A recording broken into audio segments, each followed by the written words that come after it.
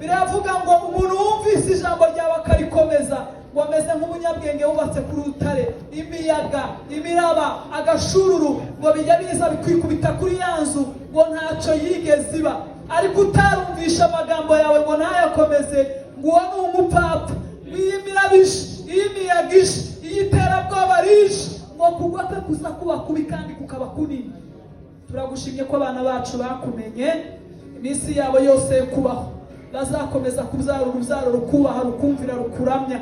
Mu izina rya Yesu duhanuye umuryango wo kukuramya, duhanuye umuryango nk'uwa Priskila na Akwila bakubashe bakagukiranukira, bagahinduka bavuga butumwa, bagatoza abandi kuvuga ubutumwa, bagatoza abandi kumenya Imana neza. Uru rugo ruzarangwemo n'Imana. Turasabira imbuto zo mu nda yabo Mana, bazabyare hungu na kobwa, bazabyare hungu na kobwa, aho abana babo bazatura, aho abana babo bazigira, amaboko azabarera, aho bazakandagira hose bazaba umunyamugisha, bazakure bashimwa n'Imana n'abantu, bazagwisa ubwenge.